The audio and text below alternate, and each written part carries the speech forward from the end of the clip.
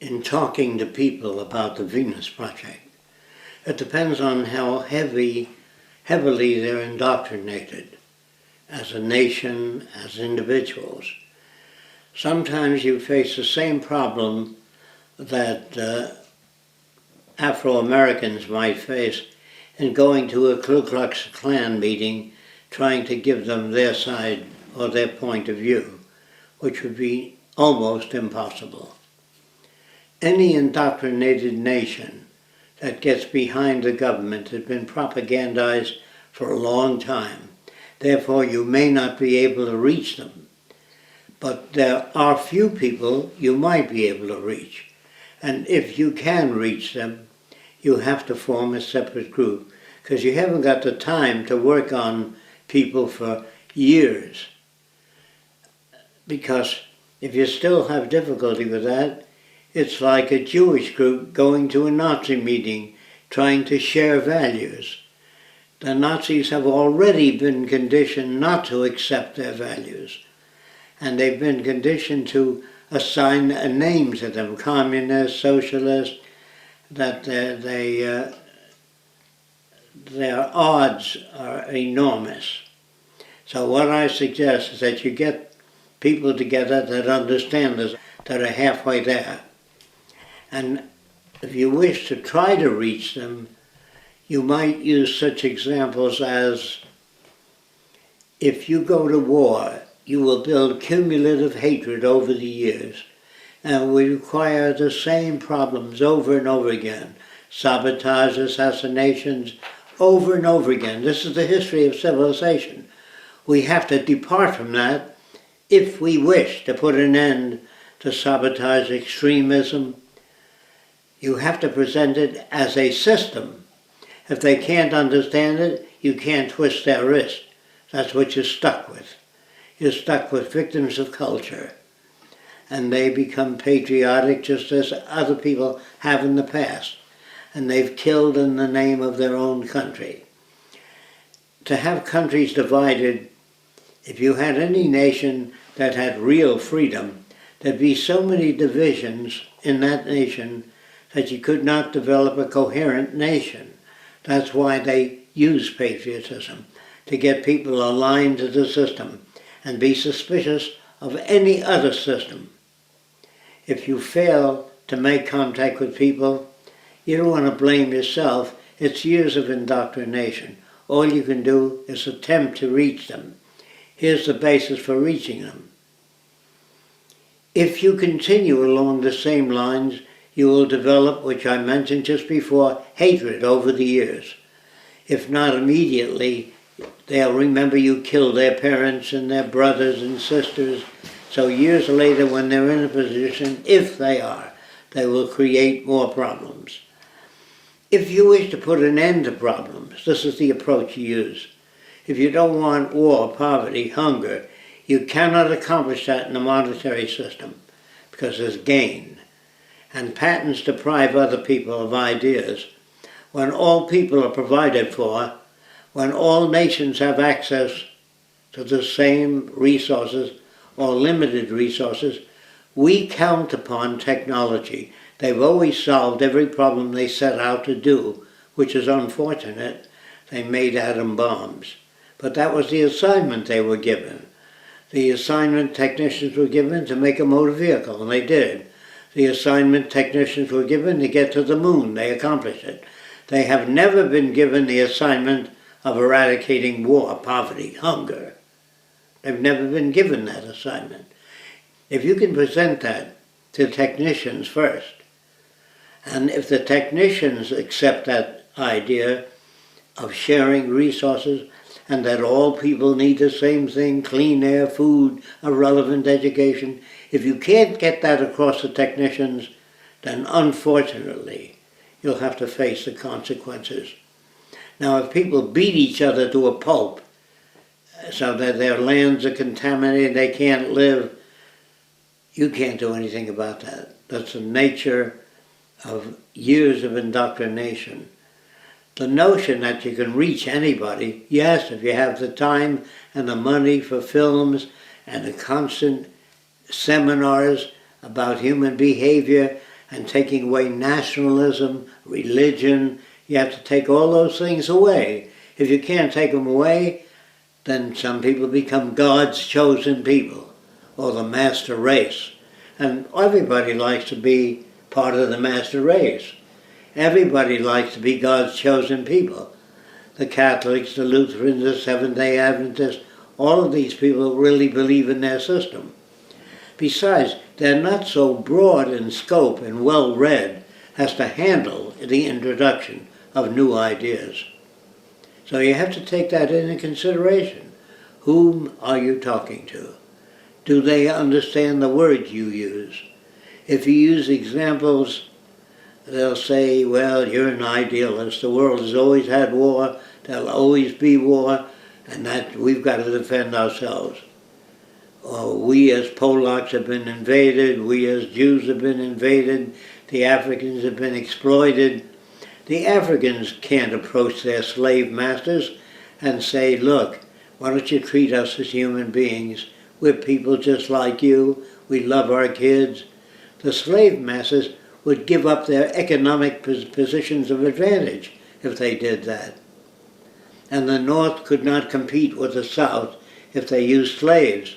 If the North had to pay their help, they just can't compete. So there's no reason for the North to do anything else but what they do. There's no reason for the South to free the slaves, so they had to use armament, a war, to get that across. And that we can contaminate the earth so badly that people may say, well, I guess we humans are incapable of solving problems. I don't know whether these problems can be solved any more than you do. If you share the land, you're more apt to have cooperation. Otherwise, you'll have constant intrusion and constant assassinations. You have to think about that, not merely that, hey, we've been abused for years. If we don't build an army and protect ourselves, no one else will. This is a philosophy that's easy to build a big following. If you don't protect, if you're a member of the Boo-Boo tribe, and people tend to invade your tribe, if you don't bring the Boo-Boos together and get them to hate or dislike the people that are invading their tribe, that's a constant system. In order to change things, you have to eventually overcome the doctrines of religion, because they do separate people. And if you can't do that, you might be able to do it on a minor basis. I don't know that. You have to judge that by how heavily they are indoctrinated. Now you, as an Israeli, if you went to meet a member of the Ku Klux Klan, they don't like the Jews, and you can't talk to them. The reason you can't talk to them is they don't have the background to understand your language. But if you come as a Jew and you convert to Christianity, then they will look upon you as suspicious, but then later, if you really behave as a Christian, they'll accept you. After all, what is a Jew? Somebody made a speech when people believed in many different gods, and they followed him. They became called Jews. Then a guy with a short beard, a rabbi, I believe, named Christ, or Jesus Christ is what they called him, as possibly based on some Christianer from India that taught them some concepts of God. If they followed him, they were called Jews. Follow another person, they're called Christians. Another guy makes a speech, they become Mohammedans. But let's operate on the assumption that God made everybody. So what are you killing them for? They're God's products. If you can save them and say, let's work together, rebuild the earth, share our resources, that's what God wanted amongst ourselves. But if you separate, you're preparing people for hatred and war. That's all I can say to you. I can't give you, say, well, if you do this, everything's going to work out all right. I don't know how it'll work out. I know that when I speak to people, I can get them a little bit toward the center of the viewpoint. But it depends on how heavily indoctrinated they are. If they're too heavily indoctrinated, don't waste your time. Here's how you can tell a sincere person, a religious person. If he says, you don't believe in God, what is the basis how did all this come about? Then you attempt to explain it. You attempt to explain how nature works. If they can't understand it, come at them another way.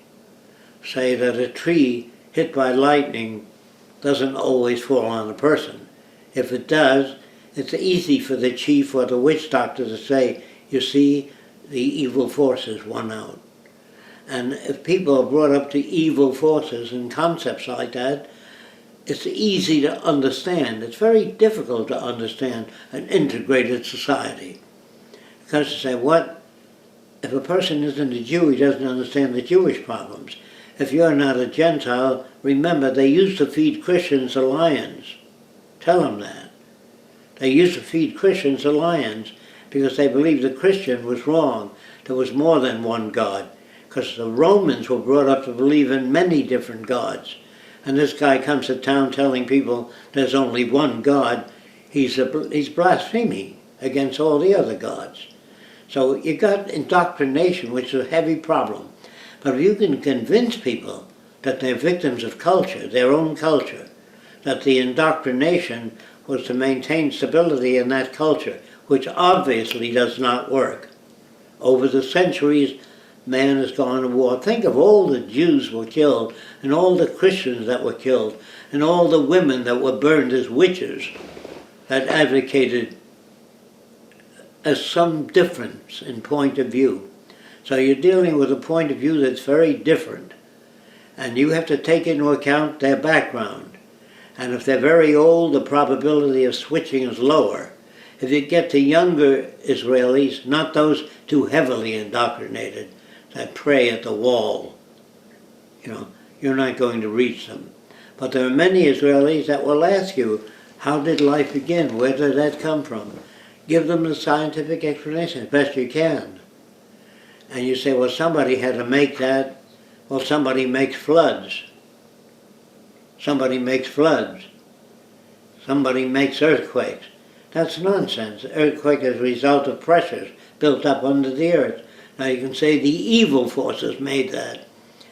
Did God make the mosquitoes? No, the devil made that to annoy people. Well, who made the devil? Where did he come from? Well, God made it. Good and evil. There's always good and evil. That balanced out the questions and the assumptions of why some people behave badly, instead of saying they grew up in an environment that was not reinforcing to their behavior or not rewarding to their behavior.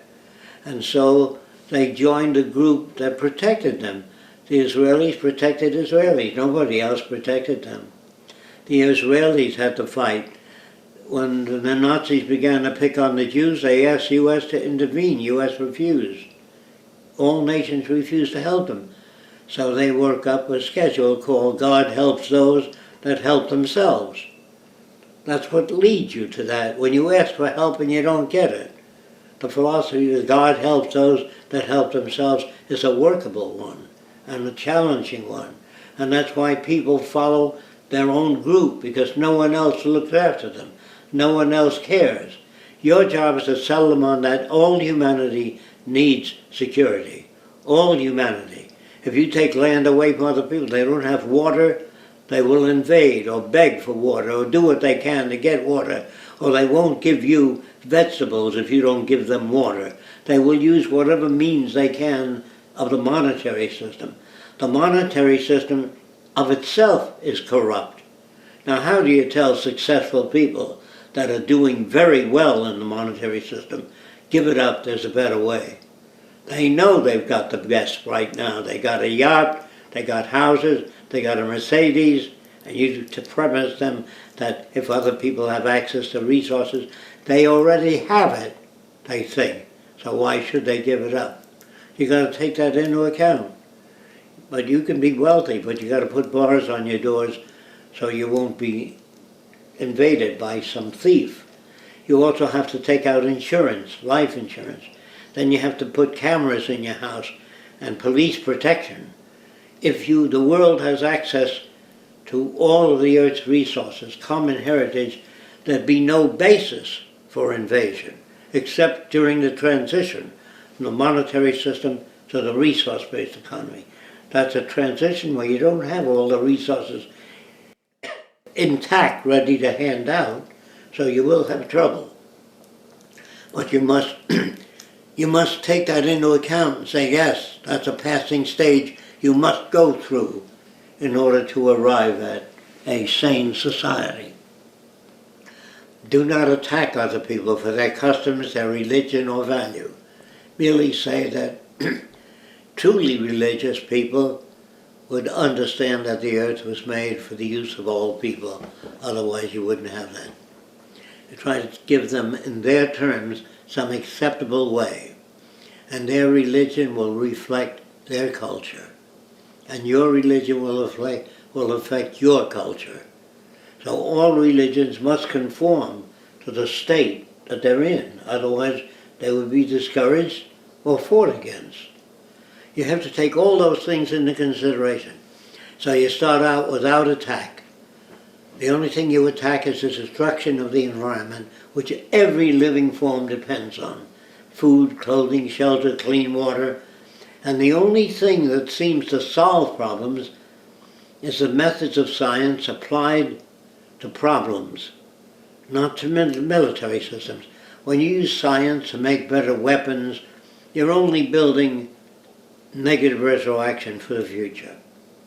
If you use science to research and cultivate the land and restore the damaged lands, the damaged rivers, the polluted areas, if you use science and technology for that, that affects the common good.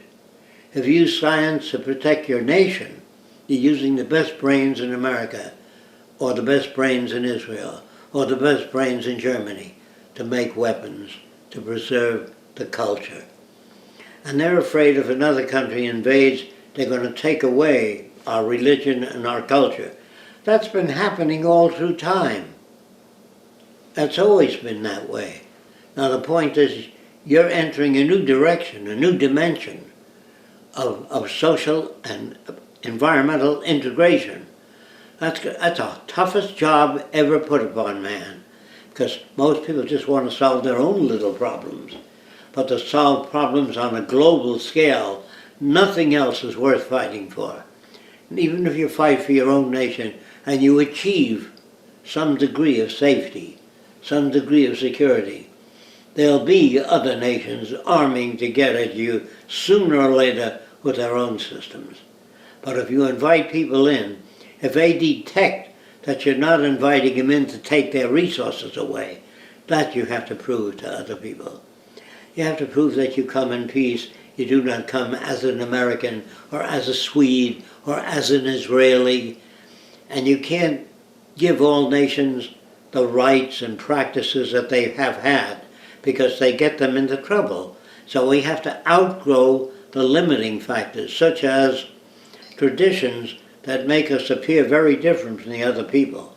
But if we have a common goal, such as restoration of the environment, use science and technology to feed more people and build better and more secure houses, and render services to other nations, meaning if they have an earthquake, help them out, those that are not ready to join, to demonstrate that you come as a friend, that you don't come to build a new city or bomb them out or take their resources.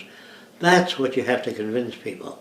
So when people come here to the Venus Project tour, they seem to accept the sincerity of the delivery of this information. They don't say, well, Fresco's got a big castle in Spain, he's got 2 yachts, you know, and all that sort of thing. They know that, they realize that if they don't work together, they'll destroy each other. And that is it. If you can't find a method of working together, that's up to you to read on different methods of converting other people. And I found the best method is the environment. The air we breathe, we all breathe the same air. We all want houses that are secure. And if we build armaments, we're going to spend our best brains and our best resources on killing and loss and damaging the environment. War is very damaging to the environment. I'm sure any group of people will understand that if you talk to them about it. Say, all right, so you lost 3 sons, but you got your freedom. Is that what you want? Then next year you're going to have to lose some more sons and daughters. And this goes on and on without end. If you can't get that across to people, then our nation is doomed. I'm not the guy that says, well, if you work hard enough, you can attain it. I'm not an idealist. I'm a dirty realist. And if you want a better world, you have to get up off your ass and make it better. It's a tough job. That's why most people conform. It's much easier to be like other people than to advocate a new direction. That's why most people do not invent things. And most people do not advocate a new direction because they lose the context they have. They're obscure. They are rejected. There's so much rejection in being different, and sometimes you're assassinated. Gandhi was different, they assassinated him. They assassinate many people, but they rarely assassinate guys like Hitler because their indoctrination is so heavy, they don't want anybody to get near Hitler. But if he begins to lose the war, then even the Germans think in terms of getting rid of him. And if the Israelis collapse, then a new type of Israeli will come into existence. But not until the Israelis collapse as a system, saying, we're Jews, we're God's chosen people. You can't do that. You can't say that to other people. You can say, this is an ego trip. You have to point it out. And that's the best I can say for you. I'm sorry if it doesn't answer your questions. What I'd like you to do is put down another frame, ask me how you might handle a certain type of person. But I think they can all be handled in terms of the environment, the well-being of all people. Until you attain that, you will always have war and trouble and rumors of war. But if you don't deal with the problem, you'll have no change. And if you deal with the problem, you have a tough fight ahead.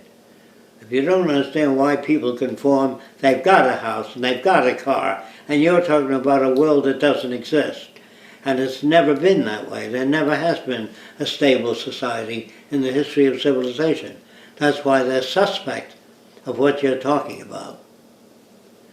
So realize all those things and then decide what you want to do. Do you want to conform or do you want to take on the job? I take on the job because I see no sense in conforming to the American way of life or the Swedish way of life or the French way of life. I see no sense in it. I see utter collapse and war as a continuous process. That's why I do not align myself with any particular nation. I'm a citizen of the world. I love nature and the earth, and I believe I'd like to take care of the rivers, the oceans, for the good of all people, and myself.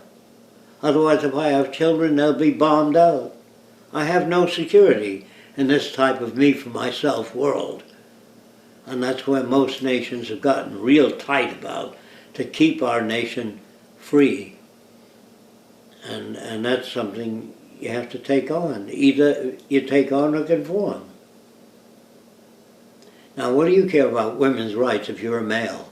You're earning a living, and you know women don't understand technical things anyway, because they're brought up not to.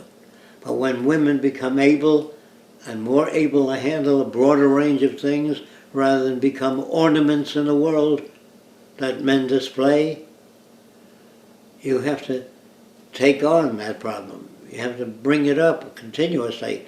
Then you have to show women that operate racing cars, women that operate airplanes. You have to show men that women can do things if given the opportunity to do so. That took many, many years. Nobody met a male group and talked to them and said, that's right, let's employ women and give them the same wage scale men get. There's no advantage to that. Do you understand? You can't abuse women. That's why men open the door, because they're a little stronger. That's why men pay for things, because they earn more. When very few women say, I'd like to have dinner with you, Joel, I'm taking you to dinner, or I'm buying you a car for Christmas. Very few women are in that economic position to do that. And as long as we keep them there, we have an advantage over women. If you don't keep them there, they will become more difficult to deal with. The more women know, the more difficult to deal with. Do you understand that? If women just cook for you and take care of the baby, you tell them what to do and they do it. In the Bible it says, obey your husband. Makes it much easier. Obey the boss. And they say, well, what if your country goes to war and the war is unjust? The church says that they will be responsible when they get to heaven. They will be judged. So you go to war if your country wants you to go to war. But the problem would be from the leaders. So you're not to blame. They've come up with that, if you've ever heard that view. They must come up with answers. Answers that satisfy people that are not that well informed. That's the answer. It's not the answer they want. Like, how do you go over the Klan and turn them around? You got to take a month and a half and you got to play it like a game of chess. You know, you make a move and then you make another move. You come at it until you say, if your family was raised by blacks, your little boy would speak like a black man, if that's all he is, or a Frenchman. That's easy to get across. Use those examples. If I took a Jewish boy and raised him in a Nazi culture, and he never saw anything else, he'd be a Nazi. If I raised a Jewish boy in Germany under Hitler, he'd be that way. If I raised him in Australia, he'd speak like an Australian. You must understand that, and if you can't understand that, talk to Jews that were born in Australia. Talk to Jews that were born in Germany. Talk to Jews that were born in France. They speak just like a Frenchman and behave just like a Frenchman. The only difference they say is, I'm Jewish, which is a small part of their French upbringing. They're still patriotic Frenchmen. Do you understand that? Okay. That's all I can do for you. I'd like to say, all you have to do is this, and they turn around. They don't.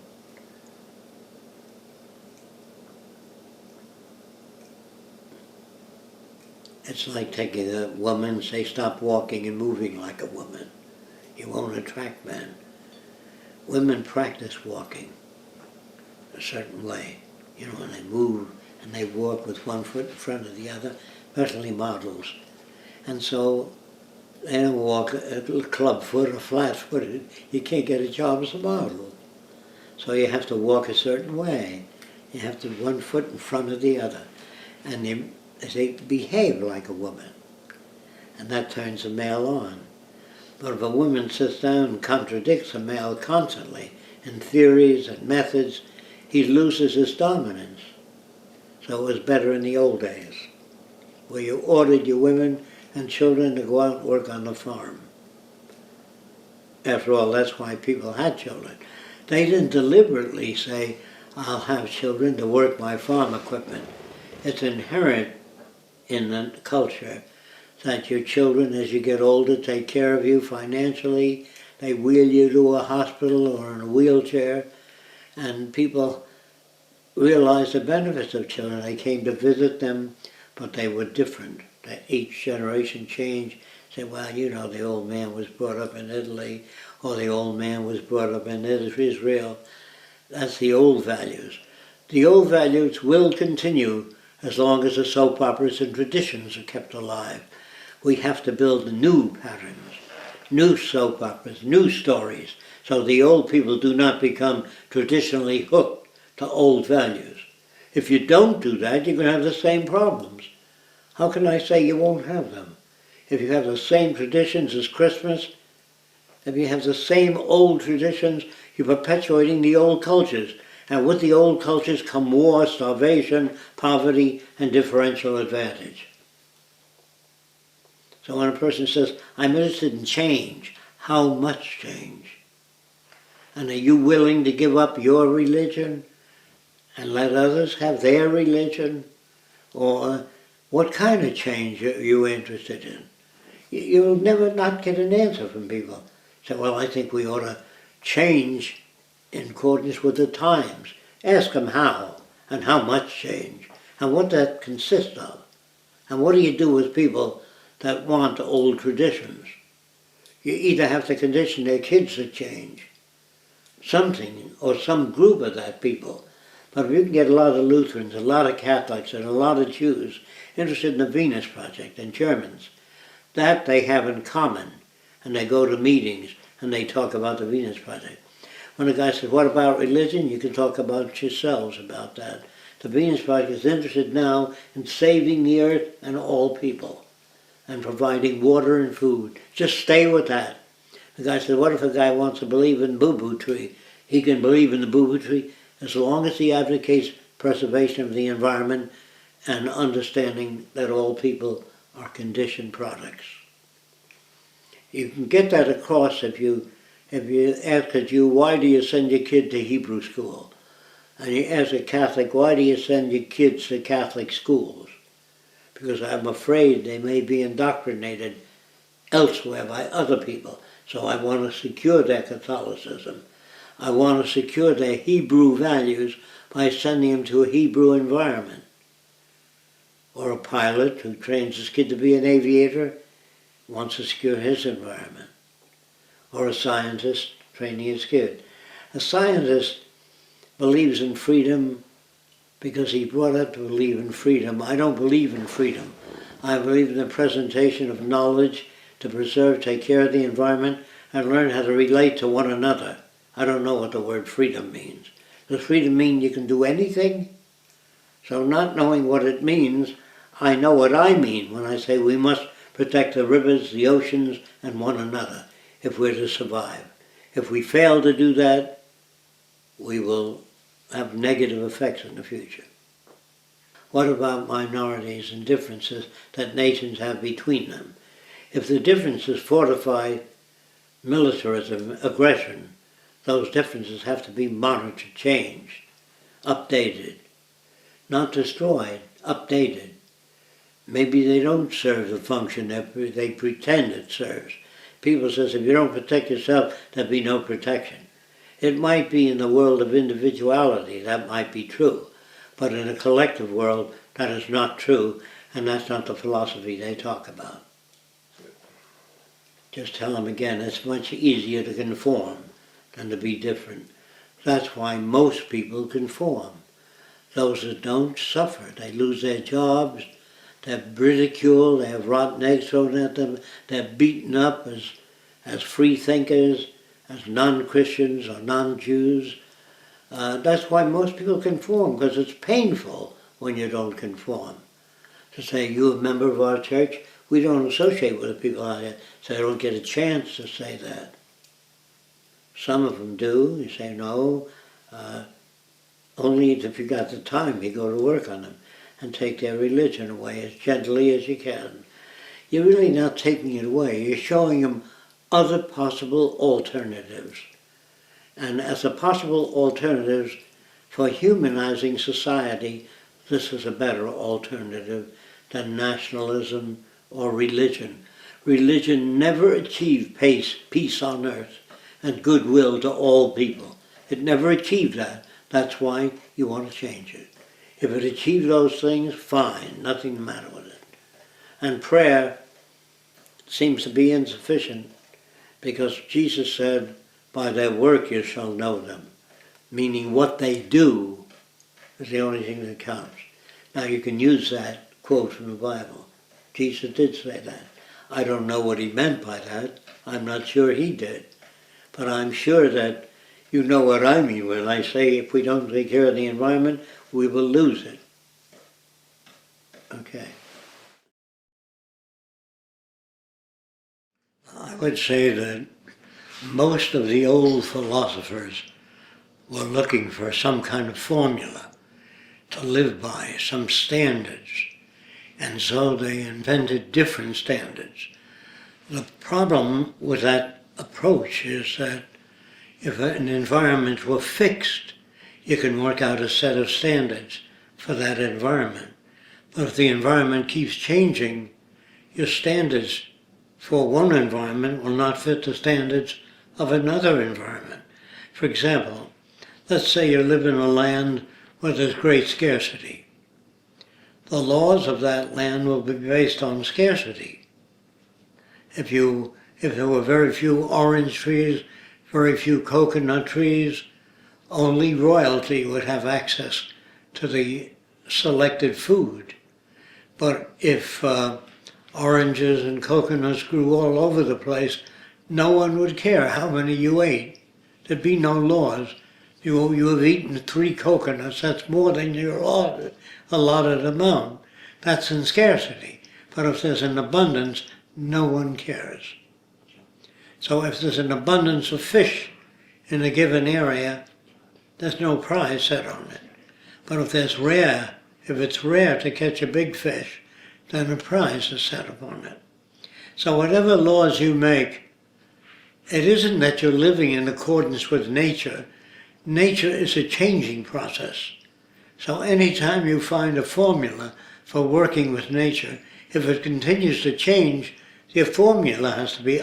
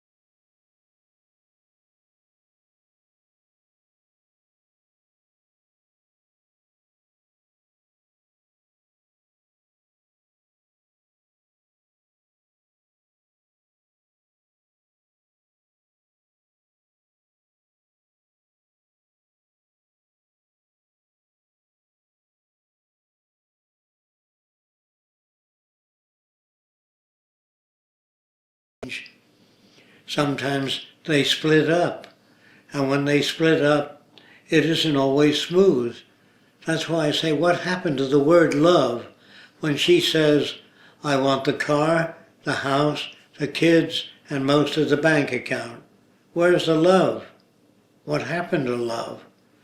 Well, if there's lots of stuff around, lots of cars, lots of money, enough. If she's worth millions and he's worth millions, they may not concern themselves with I want the yacht or the car.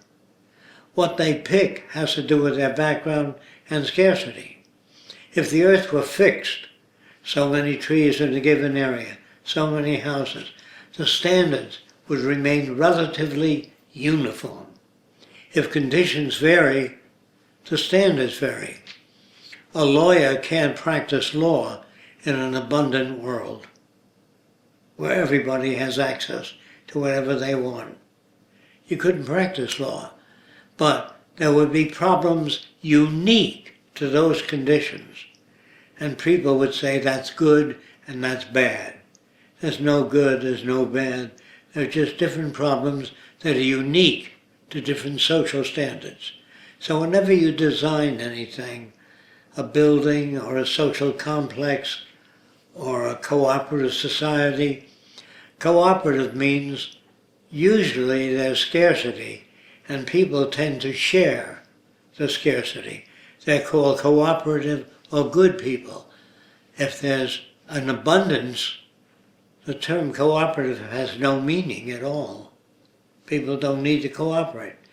If there's charitable organizations, it means there's scarcity in the world.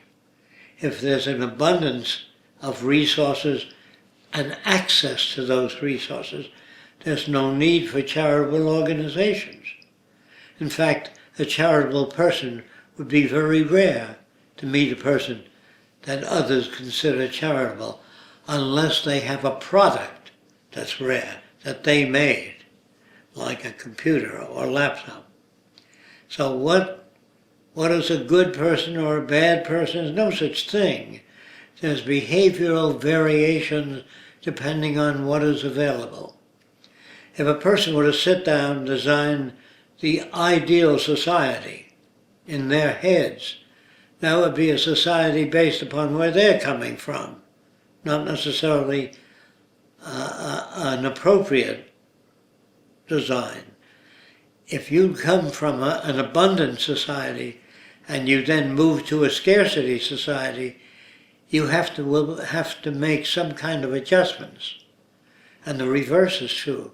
If you come from a scarce society or an abundant society, you have to make adjustments. And the adjustments you make will not be the appropriate adjustments, they'll be appropriate to that set of standards. So when people sit back and say, what will the people of the future be like? What will the future be like? What will the environment provide? Would we have destroyed the oceans and the fish and poisoned the land so very, very few fruits and vegetables grow? The standards will be appropriate to those conditions. That's why it's not possible for people to sit down and design the ideal world, because it keeps changing. And so do your values change. I pointed this out many times. When you fall in love at 16, it's not like falling in love at 30 or falling in love at 40. Your standards change. So a person may say to you, you have a strange outlook. Where they're coming from, you do have a strange outlook. That's why two people from different backgrounds have difficulty merging, because each person thinks in terms of their background. Of course, in order to understand what I'm talking about, you have to toss these ideas around so that you become more flexible in your thinking. How flexible will you become? How much do you toss it around? Do you understand? So those people that call themselves truth seekers would have to have some idea of what they're looking for to call it the truth. In other words, if things are relative rather than truth, rather than being a truthful condition, if all things are relative. If you lived in relative scarcity and a person lived in relative abundance, you would be different. And you'd have difficulty talking to that person because their values would not coincide with your values, because your values coincide with the environment. People feel that they're part of nature, and they feel that if they were an integrated part of nature, they'd be better off. You can never be an integrated part of nature because nature keeps changing. And if nature keeps changing, so does our behavior in relation to nature. So here you have a whole bunch of problems you're trying to resolve from a fixed point of view. If you tell a person or describe to a person an environment that's very different than the one you live in order to live in that environment, your behavior would have to be appropriate to the conditions of that environment. So it's very hard to design an ideal city, because the ideal city will be based upon the elements that you work with and the environment that you design it for. So when people ask, what will the people of the future be like? What are the conditions of the future? These are the questions. Not what will the future be like? What is the probable shape of the future? Now you can design a planet, if you want to, out there with everything like this used to be, like the Earth used to be. Lots of food growing, lots of places, in other words, if you caught one dinosaur, you can feed people for a long time. But if there's only things the size of a chicken, you can't feed people for months.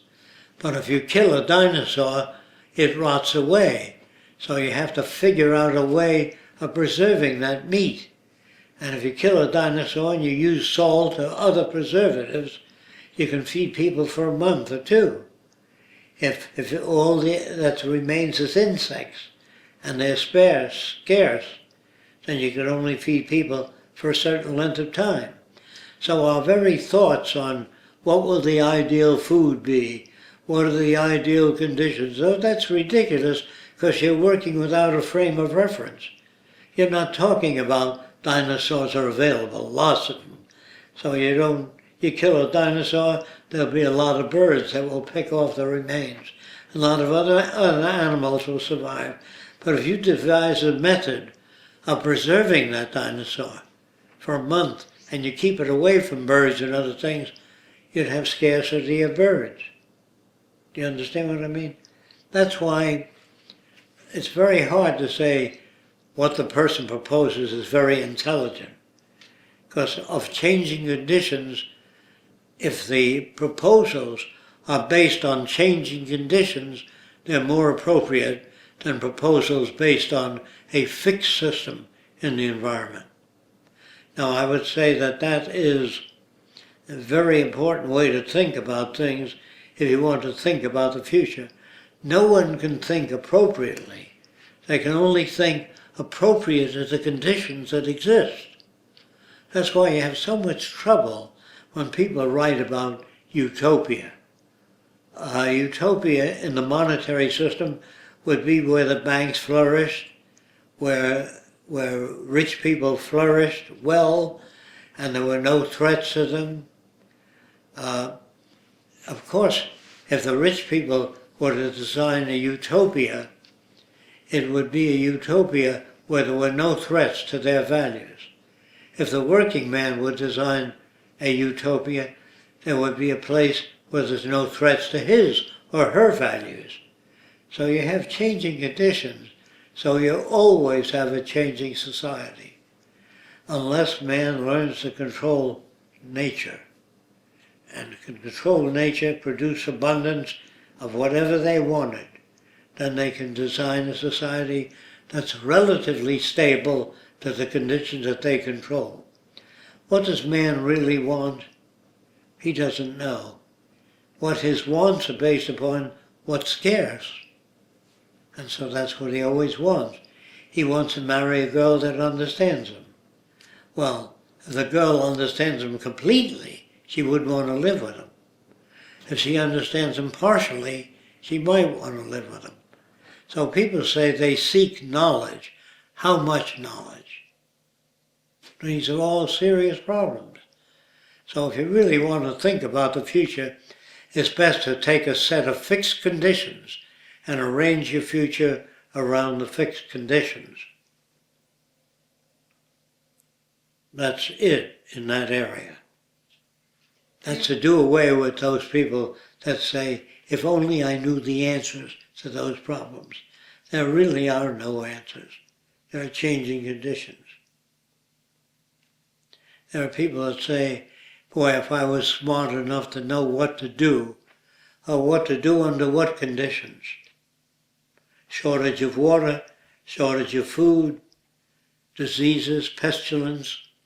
You have to have research labs that are equipped to handle almost any conditions that occur.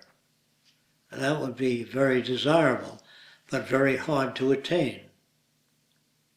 So I'm trying to throw out a bunch of tools that will help you think about things in relation to the earth and what it can provide. I don't know what conditions will exist during the transition.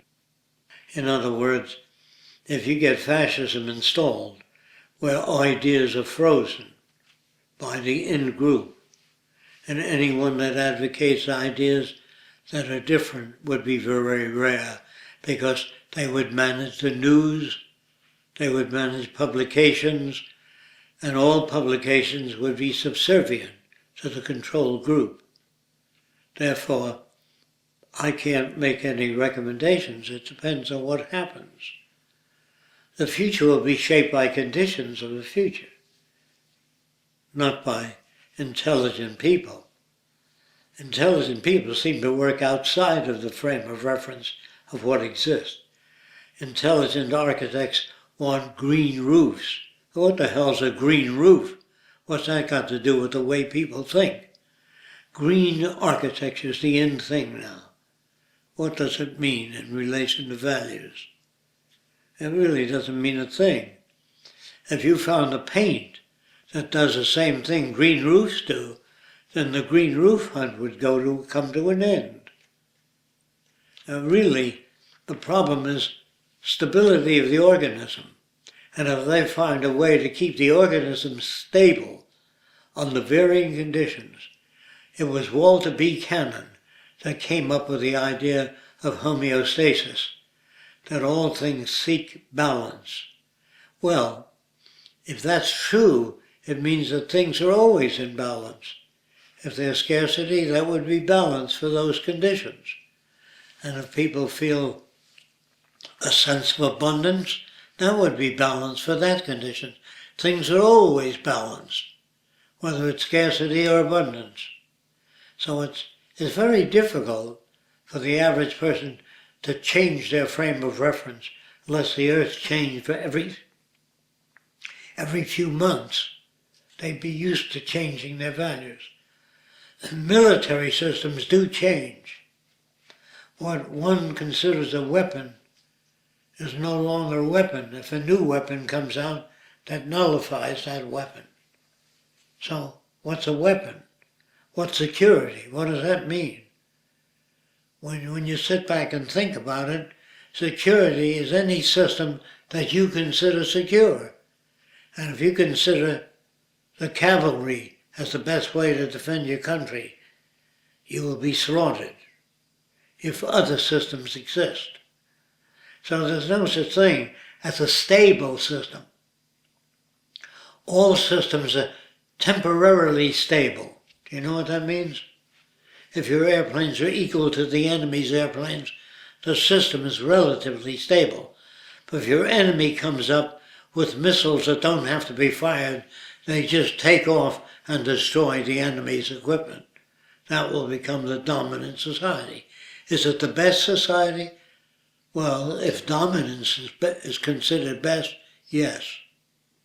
I can't conceive of a society that solves problems, assumes that all things are stable, and to solve problems would have to be within that frame of reference. But I can conceive of a society that has many different evolving changes and making accommodations to those changes to the best of their ability. And if you raise people to make accommodations to those conditions, those people will have longer periods of stability. If you let people go on and evolve on different levels, you'll have social disruption. So how should people behave? What kind of environment do they live in? That should determine that.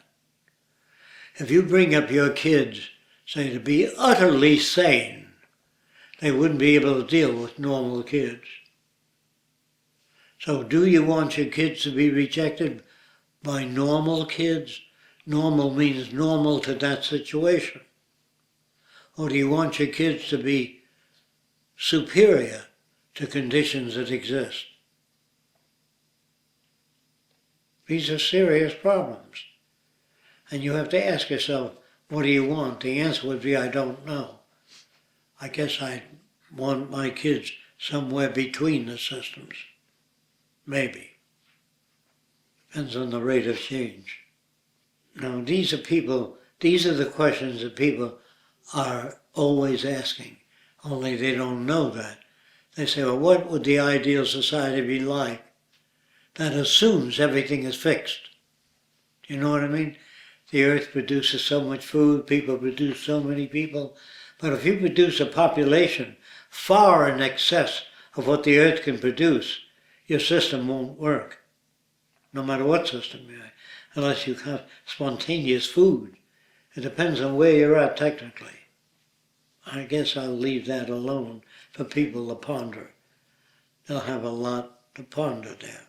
There's a lot of people that are in search of dynamic equilibrium, that things change but maintain some kind of equilibrium.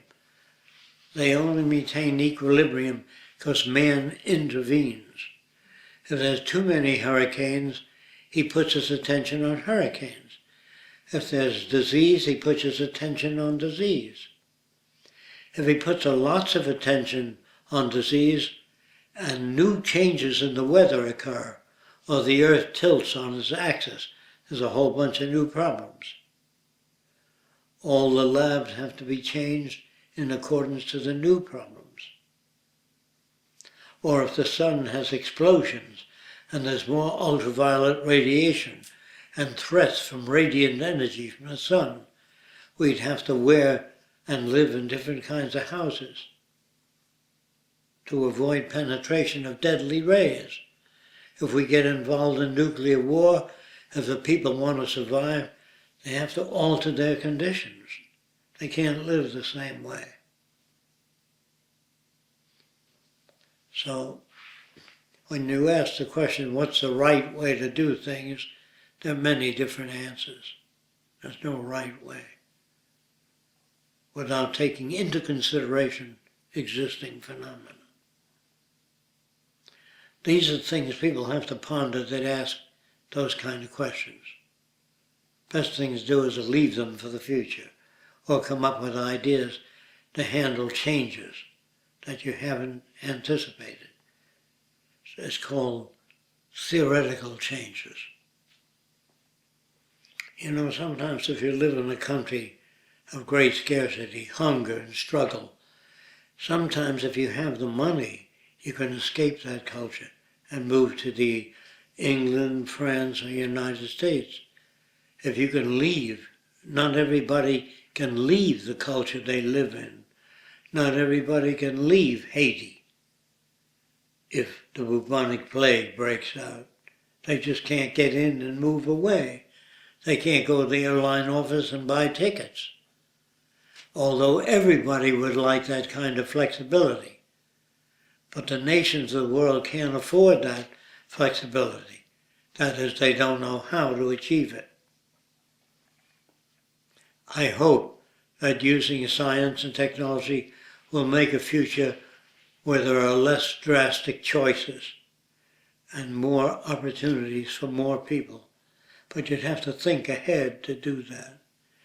Keep your society ahead of what exists and to anticipate catastrophic changes and be prepared to handle catastrophic changes. So without science, that's impossible. That is, I can't conceive of it without some branch of physical science.